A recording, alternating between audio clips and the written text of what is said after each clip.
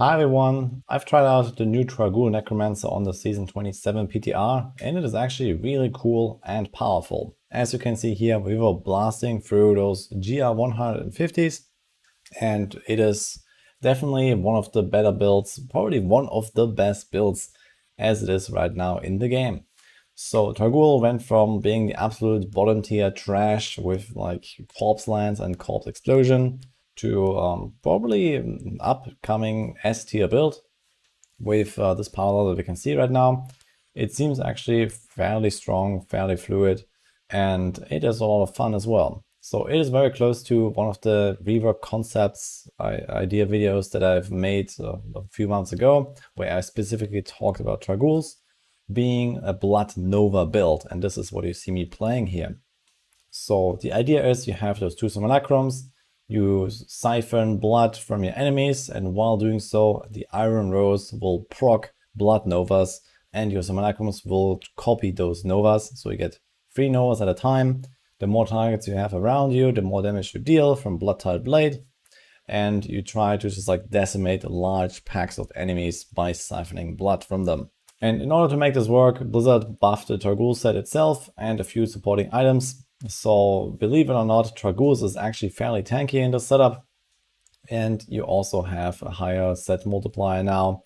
There is actually a chance that LOD Nova is going to be better than this, because it has a rather similar damage modifier on the LOD gem, and you have other small bonuses you can include, and potentially even get a Squirt's necklace in there. That makes it even better. So this might be something that we'll see at least for 4-man, for like the end game. But overall, Trag'Oul on its own, it feels nice. It is definitely powerful. I like this new playstyle that has opened up here with this Siphon Blood, which was basically not really used ever. And also obviously Nova making a comeback with all these new buffs. There is a bit of a caveat here though. So the clears are a little bit inflated right now, as we have found out today. So I did a bit of testing and I realized that the new Funerary pick that gives you the Siphon Blood power shift for all of your abilities actually is multiplicative to itself for each stack. So what that means is that you get a total of around 620% damage done instead of a total of 300%. So you do a bit more than double the damage you should. So the clears are inflated by around 5 tiers. So you have to imagine that this would be like a 145 here, which is still fairly respectable. So if you compare this to, let's say, Season 26 Marauders Demon Hunter, C-bar plus M6, you could probably do something similar to that. So it seems to be somewhere on that level of like a Marauder Demon Hunter, maybe a bit more, maybe a bit less, hard to say exactly right now, because also the single target damage is pretty much atrocious on this build. So as you can see here, especially when you go to those high tiers in groups, because of the Blood-Tiled Blade giving you this insane AoE damage potential, you usually lack damage heavily on single target. And you can see this here. So even when you have like 5, 6, 7 minutes and a pylon, you sometimes don't get to kill the boss in those 150 2-mans. This is just how that build works. And even with those extra single target mechanics that they have tried to include here, it absolutely is not enough.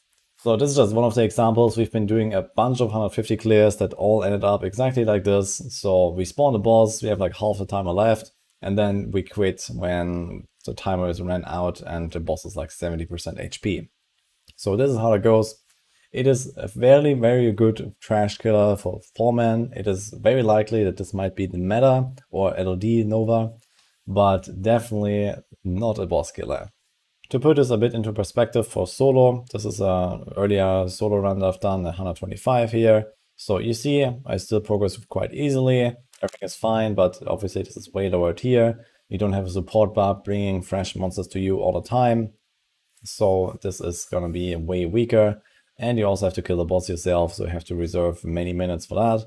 And eventually it's going to cap out. But overall, I believe that Trag'Oul is going to be definitely one of the best builds in the game, especially if you include enough fishing and then getting like a potentially good boss and a good island pack and all that stuff that helps you speed up towards the end of the run. I gotta say, I'm fairly happy with how Trag'Oul has turned out. It feels pretty fun with those explosions all around you, and you have like a completely new playstyle basically that has opened up here for the Necromancers that was not really like used like at all, like almost ever.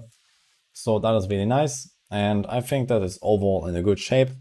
What I would really like to see though is maybe a bit of a reason to actually use the Blood Nova yourself. So you have it on your bar, but you never really press that skill. You have to have it on the bar because else your simulacrums don't cast the right rune. They will just cast the unruned one otherwise.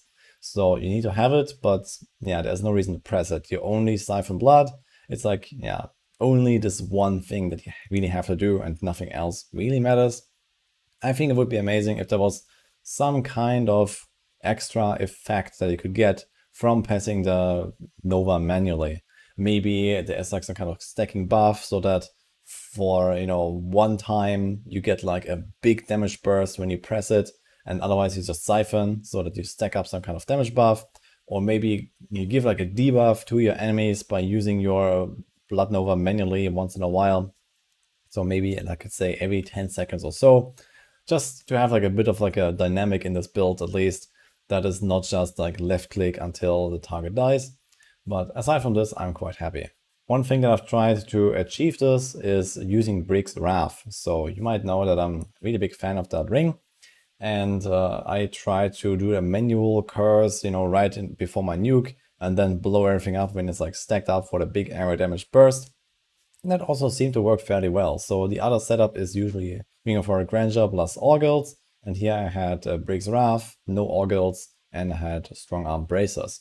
I can't really tell if this is better, but it also felt at least fairly competitive. So the highest clears were around this tier that I was doing, a bit higher, like 130, 131 or so at that point.